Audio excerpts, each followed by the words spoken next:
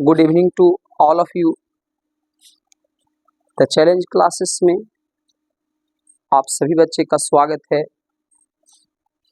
हम लोग 11th के बच्चों के लिए और 12th के बच्चों के लिए जो बिहार बोर्ड से हैं उनके लिए इंग्लिश ग्रामर का क्लास ले रहे थे जो काफ़ी इम्पोर्टेंट है।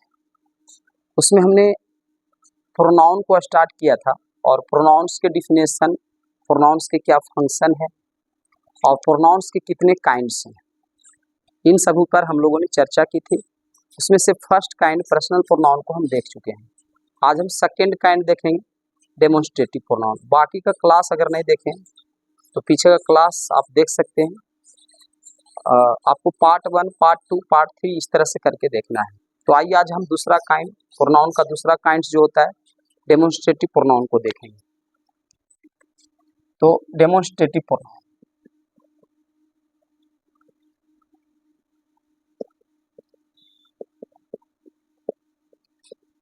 डेमोन्स्ट्रेटिव प्रोनाउन जैसा कि हम सभी बच्चे को कहते हैं, शुरू से कहते आ रहे हैं कि डिफिनेशन रटेंगे नहीं बाबू। डिफिनेशन को रटा नहीं जाता है, बल्कि उसके नाम से ही हम उसको कैसे ज्ञात करें, उसके नाम से ही हम फाइंड करेंगे, उसके नाम से ही हम डिफिनेशन को निकालने का प्रयत्न करेंगे और उसको प्रैक्टिस करेंगे। डिफिनेशन आपका अगर इसके नाम से आप निकालने के लिए सीख जाते हैं तो आपको काफ़ी दिनों तक डिफिनेशन आपके माइंड में रहेगा। रटोगे भूल जाओगे। तो चलिए हम देखते हैं कि इसके नाम से हम डिफिनेशन को कैसे निकालते हैं। तो बाबू रे, चूंकि इस काइंड्स का नाम है, सेकेंड काइंड प्रोनाउन का है, इसका नाम है डेमोन्स्ट्रेटिव प्रोनाउन। तो बाबू रे, डेमोन्स्ट्रेटिव बना है डेमोन्स्ट्रेट से, डिमोन्स्ट्रेटिव बना है डिमोन्स्ट्रेट से। हमने क्या बोला अभी तक रे बाबू कि डेमोन्स्ट्रेटिव जो बना हुआ है वो डिमोन्स्ट्रेट से बना हुआ है, डेमोन्स्ट्रेट से बना हुआ है। डेमोन्स्ट्रेटिव जो प्रोनाउन है वो बना है डेमोन्स्ट्रेट शब्द से। बाबू रे, डेमोन्स्ट्रेट शब्द को ही हम एक नाम और कह सकते हैं, इसी को हम पॉइंट आउट कहते हैं, पॉइंट आउट भी कह सकते हैं, क्योंकि दोनों जो वर्ड है बाबू, दोनों जो शब्द है सेम है। आप डेमोन्स्ट्रेट बोल लें या पॉइंट आउट बोले, यानी हम कह सकते हैं कि दोनों जो शब्द है दोनों का अर्थ सेम होता है। अभी तक हमने क्या बोला, एक बार ध्यान से देखेंगे, आपको जीवन भर नहीं भूल पाएंगे। और मेरा यह प्रयास होगा कि एग्जाम में कहाँ कहाँ से क्वेश्चन बनता है, बस उस पर हम फोकस कराएंगे। तो अभी तक हमने बोला कि डेमोन्स्ट्रेटिव प्रोनाउन बना हुआ है डेमोन्स्ट्रेट से। डेमोन्स्ट्रेट को ही हम पॉइंट आउट कहते हैं।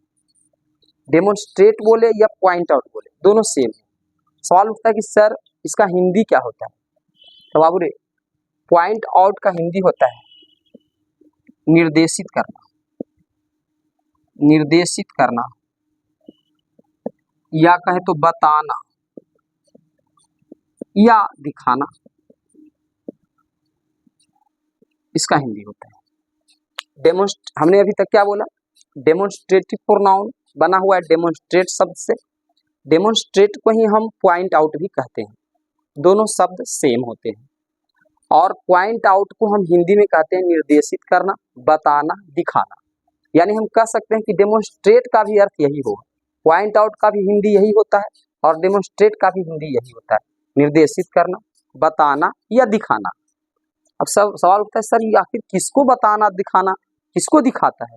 तो बाबू रे, प्रोनाउन है। तो प्रोनाउन किसको कहते हैं, नाउन के बदले आने वाले शब्द को। तो चूंकि नाउन को बताता है, किसको बताता है, नाउन को बताता है, ठीक है।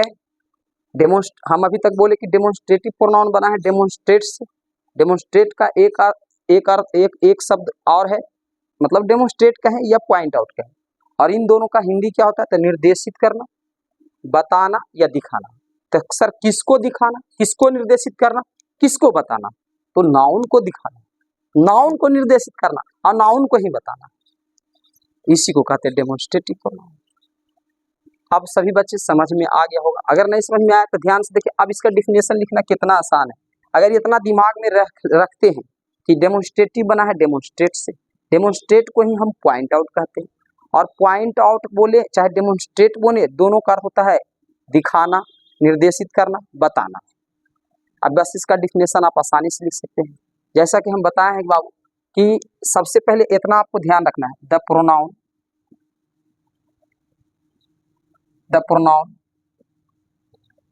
भी चीज यूज टू, इतना आपको याद रखना है। इतना हर डिफिनेशन में 10 काइंड्स इसके हैं। जैसे कि पहला काइंड पर्सनल प्रोनाउन में भी लिखाए थे, तो बताए थे the pronoun which is used for 3 person, क्योंकि पर्सनल बना था पर्सन से, अब पर्सन 3 गो, तो लिखते हैं the pronoun which is used for 3 person is called personal pronoun. वैसा ही इसमें भी इतना सेम कॉमन रहेगा, सब में सारा डिफिनेशन में इतना लिखना है, इतना एकदम दिमाग में रखना है, the pronoun which is used. इतना रखने के बाद आपको क्या करना है, ई जोड़ देना है इस शब्द को, the pronoun which is used to demonstrate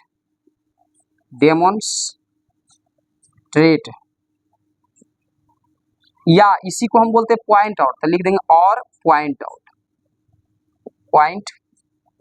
out. कितना आसान है, इतना तो सब हर समय दिमाग में रखना है। 10 काइंड्स के परिभाषा में हम इतना लिखेंगे, the pronoun which is used to demonstrate और पॉइंट आउट। अब क्या करना है, इज कॉल्ड, बस is called demonstrative pronoun, is called demonstrative pronoun. कोई दिक्कत यहाँ तक तो बोलेंगे, अभी तक क्या बोले, आपको सबको पता है, इतना सबको आता है, लिखे इज कॉल्ड डेमोन्स्ट्रेटिव प्रोनाउन, आया आगे में the pronoun which is used to, तब बीच में क्या घुसाना है, क्योंकि डेमोन्स्ट्रेटिव बना है डेमोन्स्ट्रेट से, और डेमोन्स्ट्रेट को ही कहते हैं पॉइंट आउट। और पॉइंट आउट का हिंदी होता है निर्देशित करना, बताना, दिखाना। तो बस डिफिनेशन में यही लिखना है, the pronoun which is used to demonstrate, क्योंकि डेमोन्स्ट्रेटिव बना है डेमोन्स्ट्रेट से, तो डेमोन्स्ट्रेट यहाँ डालेंगे। और एक शब्द इसका एक नाम और है पॉइंट आउट, डेमोन्स्ट्रेट का ही एक नाम और है पॉइंट आउट, तो और करके पॉइंट आउट, यहाँ से लिख देंगे इज कॉल्ड डेमोन्स्ट्रेटिव प्रोनाउन। तो बाबू डिफिनेशन तो आपका ठीक हो गया, हमको उम्मीद है कि अब आप डिफिनेशन को नहीं भुलाएं, लेकिन यहाँ से एग्जाम में नहीं आता है, यहाँ से एग्जाम में आपका बनेगा नहीं, लेकिन फिर भी आपको बेसिक पढ़ते जाना है। अब इसका सवाल उठता है कि सर कैसे दिखाता है, कैसे निर्देशित करता है, तो बाबू इसके एग्जाम्पल्स ज़्यादा देखें, इसका एग्जाम्पल्स देखेंगे तो आपका दिमाग में सब बैठ जाएगा। इसके 6 एग्जाम्पल होते हैं, दिस, दैट, दीज, दोज, है ना, दिस, दैट, दीज, दोज, एक होता है सच, एक होता है द सेम। आइए इसका एग्जाम्पल को लिखते हैं, ठीक है। तो आप अगर नोट डाउन करना चाहें तो वीडियो को पॉज करके आप लिख सकते हैं, हम फिलहाल ऊपर से थोड़ा सा हटाएंगे क्योंकि मेरे बहुत कम जगह है, इतना ही में हमको लिखना होता है। तो बाबू ई हो गया इसका definition, the pronoun which is used to demonstrate और point out is called demonstrative pronoun. इसके एग्जाम्पल क्या क्या है, तो बाबू इसके एग्जाम्पल्स जो कुछ है, एक बताएं दैट, एक बताएं दिस, एक बताएं दैट, एक बताएं दीज, एक बताएं दोज, और एक बताएं आपको कौची सच, और एक बताएं द सेम। बच्चे तो खोजेंगे सर इसका हिंदी क्या होता है, बाबू तो इसका हिंदी तो सब जानते हो, दिस माने यह, दैट माने वह, दीज माने ये सब, आप लिख ले सकते हैं, दोज माने वे सब, सच मतलब ऐसा, और द सेम का अर्थ होता है एक समान या जो उसी, दोनों होता है इसका, एक समान या जो उसी। द सेम का अर्थ हिंदी होता है एक समान या जो उसी। अब जरा सा बाबू ये दोनों एग्जाम में ना के बराबर आता है, मान के चलिए नहीं आता, 11 12 में तो हम आज तक देखे नहीं, आप जितने भी क्वेश्चन बैंक उलट के देख लें तो उसमें सच और द सेम का यूज नहीं आया। हमको इस चैप्टर में पढ़ना क्या है, डेमोन्स्ट्रेटिव प्रोनाउन के 6 एग्जाम्पल्स है, उसमें से 4 गो का अगर नियम जान जाते हैं कि कहाँ दिस का प्रयोग, कहाँ दैट का प्रयोग, कहाँ दीज का, कहाँ दोज का, तो बस इसी से क्वेश्चन बन जाता है। लेकिन वो भी कुछ बहुत सारे नियम, उसमें से 1 ही 2 नियम से एग्जाम में पूछता है, उसी का हम चर्चा करेंगे, ये दोनों से नहीं बनता है, लेकिन फिर भी इस पर कुछ हम चर्चा लास्ट में कर लेंगे, ठीक है। तो सबसे पहले हम देखेंगे बाबू इसका दिस का अगर हिंदी लिखते हैं ना बाबू तो आपको कुछ समझ में आता है, यह नहीं लग रहा है कि नजदीक को दर्शा रहा है, दिस यह, तो ध्यान रखेंगे दिस का प्रयोग नजदीक के लिए, लेकिन ध्यान रखेंगे दिस का प्रयोग नजदीक के लिए, यह नजदीक के लिए, लेकिन याद रखेंगे सिंगुलर नंबर के लिए, किसके लिए? सिंगुलर नंबर के लिए, सिंगुलर नंबर के लिए। ठीक है, एक मिनट बाबू, थोड़ा सा हम देख लेते हैं, मेरा वीडियो तो कट नहीं हो पा रहा है।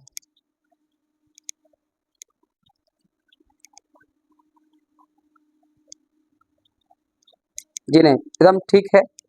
तो हम बात कर रहे थे बाबू कि ये हो गया डेमोन्स्ट्रेटिव प्रोनाउन का क्या डिफिनेशन, और ये हो गया उसके उदाहरण। 6 उदाहरण होते हैं, उसमें से 4 से एग्जाम में आते हैं, 2 से नहीं आते, लेकिन इस पर भी हम बात करेंगे काफी डिटेल्स। उसमें से हम बात करें दिस मतलब यह होता है, जरा एक बार हमेशा ध्यान से सुन, जल्दीबाजी में नहीं रहे। दिस मतलब होता क्या है? यह। अब नहीं लग रहा है यह मतलब नजदीक, तो नजदीक के लिए हम दिस का प्रयोग करते हैं। लेकिन सिंगुलर नंबर के लिए एक ही चीज होना चाहिए, एक व्यक्ति, एक बेंच, एक वस्तु, एक किताब, एक कलम, तभी हम दिस बोलेंगे। और नजदीक में भी होना चाहिए, यानी हम समझ गए कि दिस का प्रयोग नजदीक के वस्तु के लिए होता है, लेकिन सिंगुलर के लिए होता है। उसी तरह डैट का हिंदी बोलो बाबू, वाह। नहीं लग रहा है दूर के लिए होता है? हाँ, दूर के लिए होता है। दैट मतलब वाह, दूर के लिए होता है। लेकिन ध्यान रखें, दूर के लिए तो होता है, लेकिन एक ही वस्तु के लिए, कोई एक ही वस्तु रखा हुआ है, वह एक किताब है, तो वहां पर हम बोलेंगे दैट, दैट का यूज करेंगे, लेकिन एक ही होना चाहिए। उसी तरह हम बात करें दीज, दीज का हिंदी क्या होता है सर? दीज का हिंदी होता है ए सब, ए सब, ए सब। इसको भी देख के कुछ ख्याल आ रहा है? ए सब नजदीक का बात करें, ए सब। और दोज मतलब होता है वे सब, वे सब। तो बाबू रे, दीज का प्रयोग जैसे दिस का प्रयोग नजदीक का, दैट का दूर, और उसी दीज का नजदीक और दोज का दूर। लेकिन अंतर, ये दोनों सिंगुलर के लिए, एक एक व्यक्ति के लिए, और ये दीज दोज प्लूरल के लिए। अगर नजदीक में ढेर सारे व्यक्ति हैं या ढेर सारे कोई किताब है, तो उनके लिए हम करेंगे दीज, दीज आर बुक्स। अगर यही दूर में ढेर सारे हैं, बहुत सारे तारे हैं, दोज आर स्टार्स। बहुत सारे दूर में बकरियां हैं, दोज आर गोट्स। तो आपको समझ में आया होगा, दिस यह नजदीक के लिए, दैट वह दूर के लिए, लेकिन दोनों सिंगुलर के लिए। दीज ए सब, ए सब हिंदी आप लिख ले सकते हैं। दोज वे सब, वे सब, दोनों एक नजदीक के लिए, एक दूर के लिए, लेकिन दोनों प्लूरल के लिए, दोनों प्लूरल के लिए। ठीक है बाबू। अच्छा ध्यान रखेंगे, दिस का, दिस सिंगुलर नंबर है तो इसी का दीज प्लूरल होता है, और दैट सिंगुलर तो इसी का प्लूरल दोज होता है। ठीक है, अब हम बात करेंगे सर इसमें आखिर कौन कौन से नियम हैं जो एग्जाम में पूछे जाते हैं। बाबू रे, हम इसको भी अभी रहने देते हैं। यहाँ पर एक था सच और एक था द सेम, द सेम। आइए हम देखते हैं सबसे फर्स्ट रूल, सबसे फर्स्ट रूल जो आपके एग्जाम में, सबसे फर्स्ट रूल वही रूल हम लिखने जा रहे हैं जो आपके एग्जाम में पूछे जाते हैं, यही से आपके एग्जाम में बने। देखिए सबसे पहले हम देखेंगे कि यदि किसी वाक्य में दैन आ जाए, यदि किसी वाक्य में दैन आ जाए, इंग्लिश का कोई सेंटेंस लिखा हुआ, जैसे यहाँ पूरा आपको दिख रहा होगा, the tail of boat is shorter than खाली जगह ऑफ हॉर्स। तो यहाँ देखिए दैन आ गया है, तो दैन किस में आता है? कंपैरेटिव डिग्री में। बच्चे का दिमाग नहीं काम कर, सर कंपैरेटिव डिग्री, अरे डिग्री पढ़े होंगे, डिग्री 3 प्रकार के, positive degree, comparative degree, superlative. ध्यान से मेरी बात सुनिए, आसान लगेगा, डिग्री पढ़ल रहे चाहे उससे मतलब नहीं। दैन अगर आ गया बाबू तो उसको कंपैरेटिव डिग्री का सेंटेंस होता है, नहीं पहचानते हैं कोई बात नहीं। दैन का प्रयोग तुलना करने के लिए किया जाता है, तुलना वाले वाक्य इसको बोल सकते हैं, तुलना वाले वाक्य, कंपेयर सेंटेंस। तो दैन का अगर प्रयोग आ गया, ठीक है ना, तो दैन का प्रयोग को हम बोलते हैं तुलना वाले वाक्य। और तुलना वाले वाक्य में एक ही नाउन बार बार ना आवे। देखिए द टेल, टेल मतलब पूछ, एक ही नाउन बार बार ना आए, उसके दोहराव को रोकने के लिए हम या तो दैट या तो दोज का प्रयोग करते हैं। हम क्या बोले, इसको हम लिख देते हैं दैन वाले वाक्य, दैन वाले वाक्य मान लेते हैं, दैन मतलब हमने सोचा, लेकिन दैन तो दिखाई दे देगा। दैन वाले वाक्य में नाउन के दोहराव को रोकने के लिए दैट या दोज का प्रयोग किया जाता है। दैट और दोज का प्रयोग होता है, फर्स्ट नियम है। और यही से क्वेश्चन बनेगा, आपके जूस नहीं बनेगा, ये फर्स्ट नियम है। हालांकि हम आपको 4-5 नियम बताने जा रहे हैं, जो बचपन में आप पढ़े भी होंगे, लेकिन यही नियम है जिससे क्वेश्चन बनता है। लेकिन बच्चे को अभी समझ में नहीं आया होगा, हम समझा देंगे, लास्ट तक बने रहे। नहीं समझ में आया तो बोले। दैन वाले वाक्य में, दैन वाले वाक्यों में नाउन के दोहराव को रोकने के लिए, हम बढ़िया से लिख देते हैं, दैन वाले वाक्यों में नाउन के दोहराव को रोकने के लिए दैट या दोज का प्रयोग होता है। कहेंगे सर नहीं समझे, कोई बात नहीं, हम समझाते हैं। हम क्या बोले, दैन वाले वाक्य में, देखिए दैन वाला वाक्य होना चाहिए, देखिए इसमें दैन लगा हुआ है, ठीक करा। दैन वाले वाक्य में नाउन के दोहराव के लिए किसका प्रयोग करेंगे, या तो दैट या तो दोज, बस दैट या दोज का, या तो दैट या तो दोज, या तो दैट या तो दोज, यही दो में से किसी का हम प्रयोग करते हैं। ध्यान रखेंगे, बार बार पढ़ोगे, प्रैक्टिस करोगे, समझ में आ जाएगा। या तो हम दैट का प्रयोग करेंगे या तो दोज का प्रयोग करेंगे। कब करेंगे, दैन वाले वाक्य में। कब करेंगे, दैन वाले वाक्य में किसका प्रयोग करेंगे, या तो दैट का या तो दोज का। कब करेंगे, तो कब नहीं करेंगे भाई, होता कब है, तो नाउन के दोहराव को रोकने के लिए। आप जैसे नहीं समझे तो आइए कुछ एग्जाम्पल्स को हम देखते हैं। आपके लिए एग्जाम्पल्स दिया गया, यहाँ से एग्जाम में बनता ही बनता है। कंपटीशन के बच्चे भी होशियार हो जाए, जो एसएससी का तैयारी करते हैं, बैंकिंग का, एमटीएस में ये खूब पूछा जाता है। तो जरा देखिए, द टेल ऑफ गोट, कहता है द टेल ऑफ गोट, एक बकरी की पूछ। अब देखिए यहाँ पर है ना, the tail of goat is shorter than the tail of horse. जो शब्द यहाँ आया है बाबू, क्योंकि यहाँ तुलना हो रहा है, बकरी की पूछ से तुलना हो रहा है घोड़े की पूछ से। बकरी की पूछ और घोड़े की पूछ की तुलना किया जा रहा है कि कौन छोटा होता है कौन बड़ा होता है। तो the tail of a goat is shorter than the tail of horse.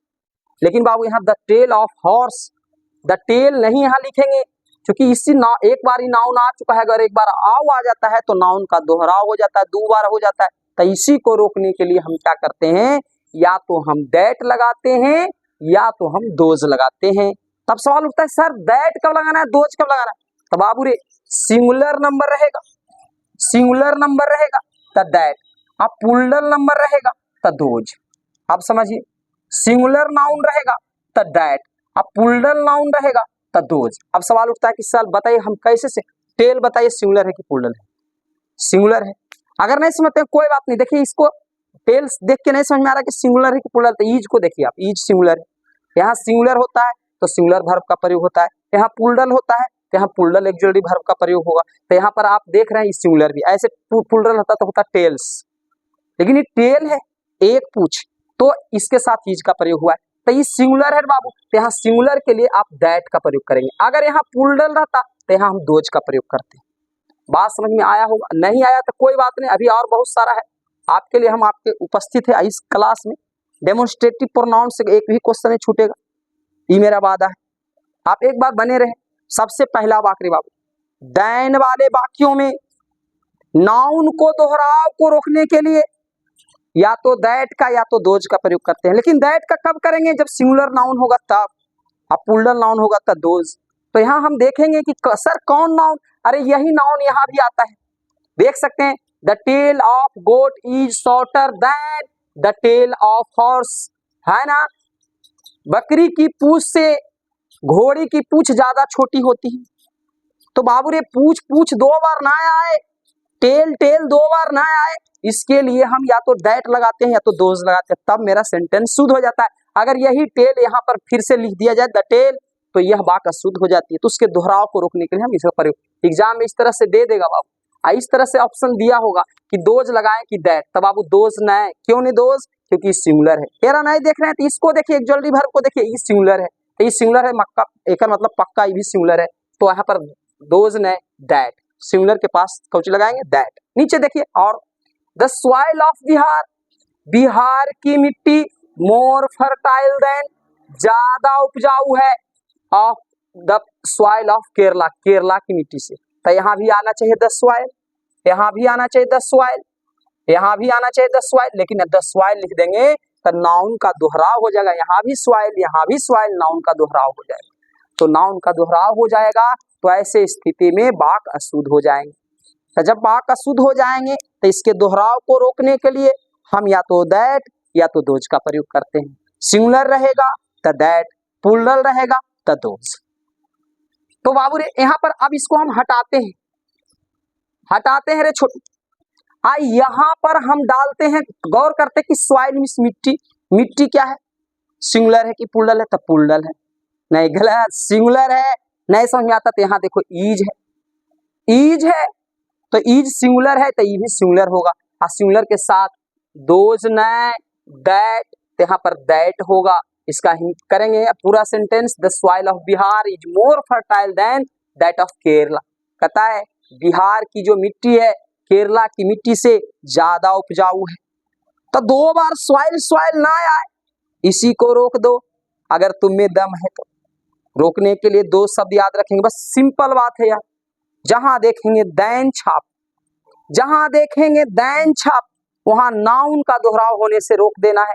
अब याद रखना है कि सर जी बताए थे कि या तो दैट लगा देंगे या तो दोज, दिस दीज का हम बात नहीं कर रहे हैं, 6 होते उसमें से दैट दोज ही लगाएंगे। कब? जब आपका दिख जाए क्या, आपका दिख जाए क्या, दैन वाले सेंटेंस। दैन वाले सेंटेंस में द टेल दो बार नहीं होने देंगे, द सॉइल 2 बार नहीं होने देना है, या तो दैट लगा देना है तो दोज, सिंगुलर रहे दैट, प्लूरल रहे दोज। आइए नेक्स्ट देखते हैं। नेक्स्ट कह रहा है the people of America, America के लोग आर मोर लबोरियस, ज्यादा परिश्रमी है। द पीपुल ऑफ अमेरिका, यहाँ पर द पीपुल ऑफ अमेरिका आना चाहिए इंडिया के लोगों से, लेकिन बाबू रे यहाँ द पीपुल अगर 2 बार आ जाए, समझो रे, ध्यान से देखनी भाई, द पीपुल के जगह पर अगर फिर से द पीपुल को फिर से यहाँ पर लिख दिया जाए तो सेंटेंस तो हमको लगता है कि अर्थ वही देगा, लेकिन नाउन 2 बार आ जाए तो नाउन के दोहराव को रोकने के लिए दैट आने तो दोज। तो आप बोलिए पीपुल क्या है, सिंगुलर, पीपुल माने लोग, सिंगुलर की प्लूरल नहीं समझ में आता। यहाँ देखो are is singular, are plural, तो यहाँ प्लूरल रहता है तो यहाँ प्लूरल होता है, तो प्लूरल है रे बाबू, तो प्लूरल के जगह दैट नए दोज लगाएंगे तो यहाँ आपको दोज लगा देना है। आगे देखिए the mangoes of Bhagalpur, Bhagalpur के आम आर स्वीटर देन, ज्यादा मीठा है, the mangoes of Buxar, Buxar के आम से। तो यहाँ पर फिर से द मैंगोज आएगा लेकिन आने नहीं देना है, फिर से द मैंगोज लिख सकते हैं लेकिन लिखना नहीं है, दोहराव को रोकना है, दोहराव को रोकना है और परीक्षा में नंबर उठाना है। तो द मैंगोज के जगह पर आप देख सकते हैं प्लूरल है, इसमें एस लगा हुआ है, तो प्लूरल के लिए दैट नए दोज, दैट नए दोज, दोज। आप देख लीजिए प्लूरल है तो यहाँ भी प्लूरल आर का प्रयोग किया गया है। नेक्स्ट अगला देखते हैं the climate of Rajasthan, the climate of Rajasthan, Rajasthan की जो मौसम है इज हॉटर देन, ज्यादा गर्म है, कहां से भाई, the climate of Bihar, Bihar के मौसम से।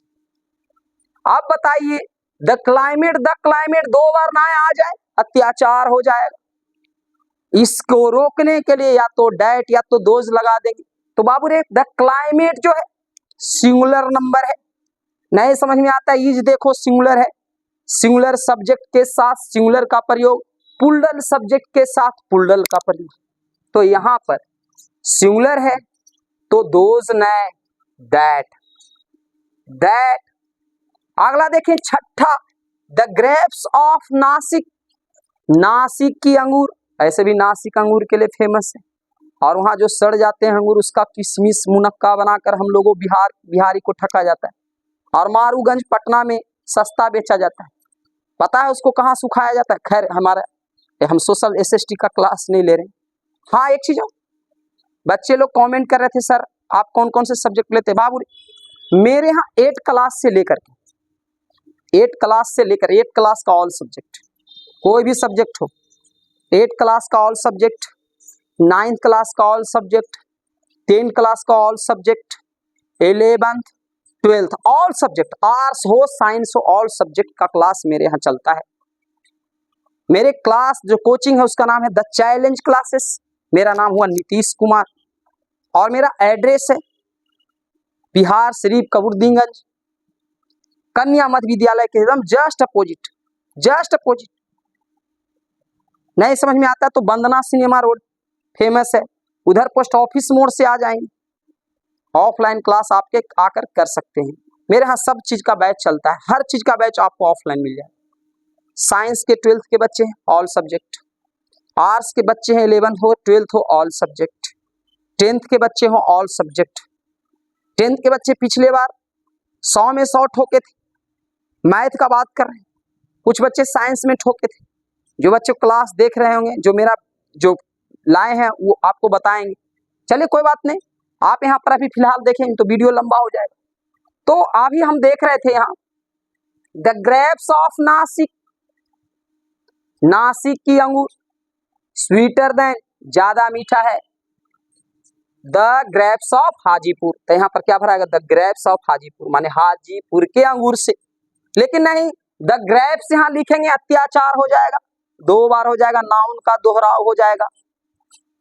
प्रसादी 2 बार नहीं 1 बार। इसके रोकने के लिए हम देख लेंगे पहले कि सिंगुलर नाउन की पुल्डल नाउन, तो एस लगा हुआ है पुल्डल नाउन, यहाँ भी देखिए आर लगा हुआ है तो पुल्डल नाउन। तो हम पुल्डल नाउन है तो दैट ने दोज, यहाँ पर लगा देंगे दोज। और डेमोन्स्ट्रेटिव प्रोनाउन के यही एक नियम है जहां से प्रश्न बनते हैं, और कोई जगह से प्रश्न नहीं बनते, हालांकि हम सभी नियम अभी पढ़ाते हैं। नेक्स्ट है the teacher of Bihar, Bihar के शिक्षक इज मोर इंटेलिजेंट देन, ज्यादा तेज है। The teachers of Jahanabad, Jahanabad के टीचर्स। तो बाबू यहाँ द टीचर्स ऑफ लिखा सकता था, लेकिन नहीं, नाउन का दोहराव नहीं होना है, टीचर नहीं है टीचर्स है, इसलिए पुल्डल नंबर, पुल्डल के साथ दैट ने दोज, तो यहाँ पर लिख देंगे दोज। आगे लिखिए, आगे लिखा हुआ है the civilization of India, Bharat की सभ्यता। 12th क्लास में सबसे फर्स्ट लेसन है Indian civilization and culture by Mahatma Gandhi, उसके लेखक है महात्मा गांधी। हालांकि वो तो हम क्लास में पढ़ा चुके हैं काफी जबरदस्त तरीके से, लाइन बाय लाइन हिंदी करके बच्चे को बड़ा मस्ती में पढ़ाते हैं, बुक सारा सब्जेक्ट अवेलेबल।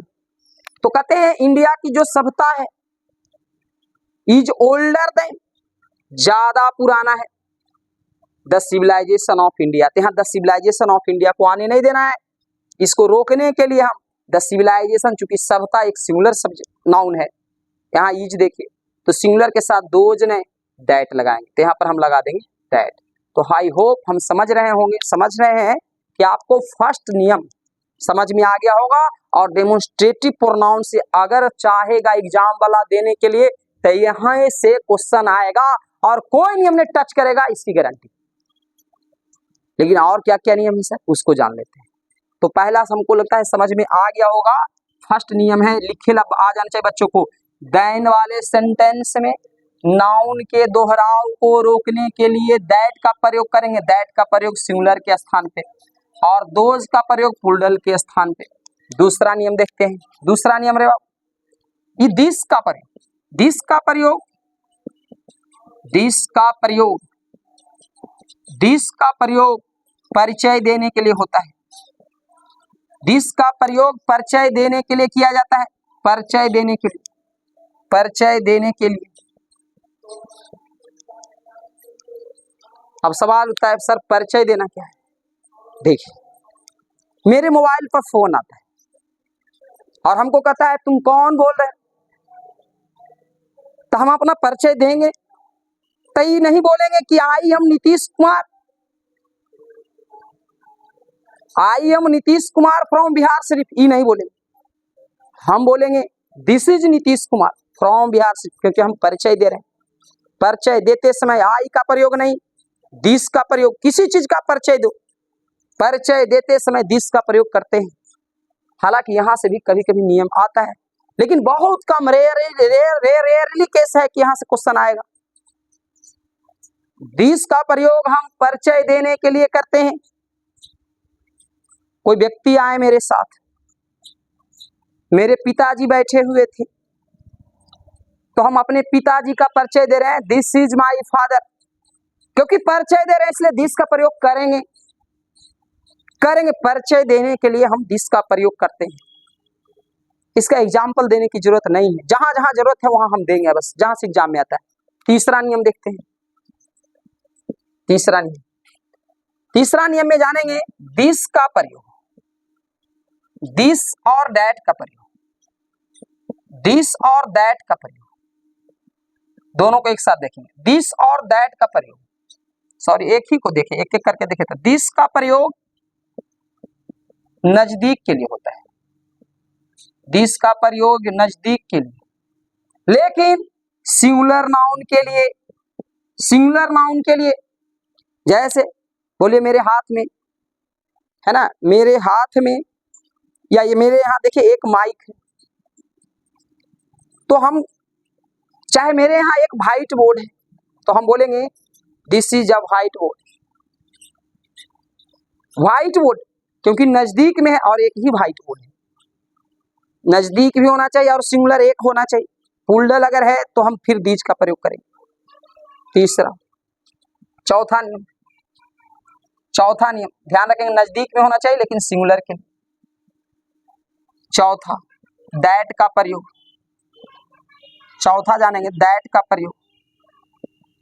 दैट का प्रयोग हम दूर के वस्तु के लिए करते हैं, लेकिन ये भी सिंगुलर होना चाहिए।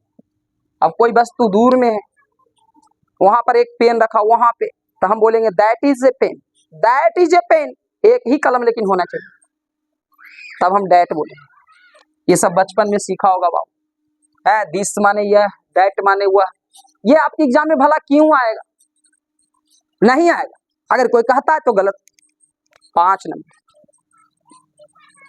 पांचवा चलते हैं दीज का प्रयोग। देखिए हम दीज का बताएं, दैट का बताएं, अब दीज बता रहे हैं। दीज का प्रयोग, दीज का प्रयोग नजदीक के लिए, नजदीक के लिए, लेकिन पुल्डल नाउन के लिए, लेकिन पुल्डल नाउन के लिए दीज का प्रयोग नजदीक के लिए, लेकिन पुल्डल नाउन के लिए, दीज का प्रयोग नजदीक के लिए लेकिन पुल्डल नाउन के लिए। जैसे मान लेते हैं यहाँ पर हमारे नजदीक में ढेर सारे बुक बिखरा हुआ है, तो हम बोलेंगे दीज आर बुक्स, क्योंकि मेरे नजदीक है और ढेर सारा है। दीज आर बुक्स एग्जाम में नया आएगा, लेकिन डेमोन्स्ट्रेटिव प्रोनाउन का ही नियम है, इसको पढ़ ही ले। अगला है छठा नियम, दोज का प्रयोग, दोज का प्रयोग, दोज का प्रयोग दूर के लिए लेकिन पुल्डल के लिए, लेकिन पुल्डल नाउन के लिए दोज का प्रयोग दूर के लिए। दोज माने वे सब, ऐसे भी पता चला दोज माने वे सब दूर का, दीज माने ये सब नजदीक का। आप जैसे बहुत सारे दूर में देखिए, बहुत सारा तारा हमको दिख रहा है, बहुत सारा, तो बोलेंगे those are stars, those are stars, वे सब तारे हैं। समझ में आ रहा है क्या? Those are stars. अब बहुत सारे बुक बिखरा हुआ है दूर में, तो बोलेंगे दोज आर बुक्स। तो ये है आपका पूरा डेमोन्स्ट्रेटिव प्रोनाउन का नियम, जिसमें से एग्जाम में फर्स्ट नियम से टच करता है, कंपटीशन लेवल तक टच करता है, कभी कभी सेकंड नियम कर सकता है, हम तो कहते हैं नहीं करता है। तो आपको समझ में आ गया होगा। अब बात कर लेते हैं सर सच के जब प्रयोग करवे सर, तो ध्यान से सुनिए बुआ। सच का प्रयोग जो है हम करेंगे, पहले एग्जाम्पल सुनो। मान लेते हैं एक घर में कोई लड़की है, उसको पिताजी रोज कहते हैं पढ़ो पढ़ो, लेकिन नहीं पढ़ती। तो उसके पिताजी इंग्लिश जानते हैं, वो कहते हैं सच गर्ल्स नेवर गेट, सच गर्ल्स नेवर गेट वैस इन हिज लाइफ, वैसी लड़कियां कभी अपने जीवन में सफल नहीं हो सकती है। नहीं समझ में आ रहा है? अरे सच का प्रयोग हम उदाहरण देने के लिए करते हैं। कोई लड़का बहुत बदमाश है, बाहर में घूरता फिरता है, तो हम उसको उदाहरण देने के लिए कहेंगे सच बॉय, ऐसा लड़का ही है such boy, never get success in life. जो कि एग्जाम में नहीं पूछता है, 4 ही से पूछता है। अगर बात करें द सेम, द सेम का अर्थ होता है जो उसी या एक समान। द सेम का अर्थ होता है जो उसी या एक समान। इसका भी कुछ एग्जाम्पल के तौर पे हम समझ लेते हैं। मान लेते हैं बाबू, आप ट्यूशन जा रहे थे, ट्यूशन जाने के क्रम में एक लड़का आपसे मिलता है और आपको जो है भद्दी भद्दी गाली दे देता है। आप चूंकि पढ़ने वाले थे, मुड़ी गोद के घर चले आए। लेकिन एक दिन आपके मोहल्ले से वही लड़का गुजर रहा था, तो आप अपने भैया को बता रहे थे the same boy abused me in the way। वही लड़का है, यह वही लड़का है, तो यह वही लड़का है जो मुझे गाली दिया था। तो हम द सेम का प्रयोग कब करते हैं? उसकी जब पहचान कर ली जाती है तो बताने के लिए। खैर उससे कोई लेना देना नहीं, हम तो कहेंगे द सच है और जो सेम है इसमें दिमाग आपको नहीं लगाना है। आपको ध्यान रखना है दिस दैट दीज दोस। एक बार फिर से समझ लेंगे, दिस सिंगुलर है, इसके साथ सिंगुलर लगेगा। अब तो ये तो पहले बता दे, सिंगुलर के साथ प्लूरल रहता है तो प्लूरल लगता है, सिंगुलर रहता है तो उसके साथ singular exclusive verb, singular main verb, सब कुछ सिंगुलर, उसके पीछे नाउन भी सिंगुलर आए। तो थोड़ा सा हम बात कर लेते हैं एक बार फिर से। दिस माने यह, नजदीक के लिए सिंगुलर है, इसके साथ सिंगुलर वर्ब भी आएगा, सिंगुलर सब्जेक्ट भी आएगा, जो भी आएगा सिंगुलर आएगा। दैट भी सिंगुलर है, दूर के लिए, इसके साथ भी सब सिंगुलर आएगा, है ना। सिंगुलर सब्जेक्ट है तो सिंगुलर इसमें exclusive verb, singular verb, singular noun, जो भी कहे। ये दीज दोज प्लूरल है, इसके साथ एक्सक्लूसिव वर्ब भी प्लूरल आएगा, नाउन भी इसके साथ प्लूरल आएगा। तो यही आपका नियम था। आज के लिए इतना ही। डेमोन्स्ट्रेटिव प्रोनाउन खत्म हो गया। अगले क्लास में हम प्रोनाउन का तीसरा काइंड डिस्ट्रीब्यूटिव प्रोनाउन हम लेकर आएंगे। एक बार हम आपको बता देते हैं बाबू कि आखिर प्रोनाउन के जो काइंड्स है 10, वो 10 काइंड्स सर कौन कौन है। तो एक बार देख लें। सबसे फर्स्ट तो आप पढ़ गए, कौन सी पढ़ लिए? सबसे फर्स्ट आप पढ़ लिए personal pronoun, personal pronoun, personal pronoun. दूसरा आप पढ़ गए डेमोन्स्ट्रेटिव, डेमोन्स्ट्रेटिव प्रोनाउन। तीसरा है डिस्ट्रीब्यूटिव,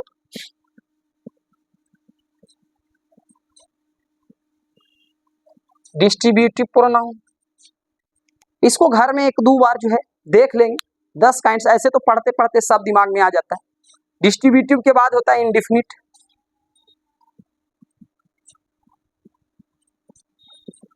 इंडेफिनिट प्रोनाउन। उसके बाद है reciprocal, reciprocal, reciprocal pronoun. Reciprocal के बाद होगा इंट्रोगेटिव प्रोनाउन,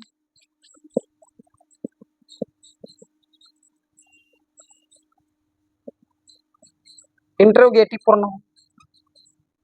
इंट्रोगेटिव के बाद आपको लिखना है रिफ्लेक्सिव प्रोनाउन,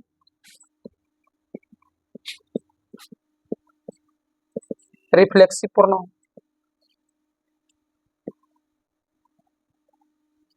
रिफ्लेक्सिव प्रोनाउन के बाद आप लिखेंगे रिलेटिव प्रोनाउन, रिलेटिव प्रोनाउन।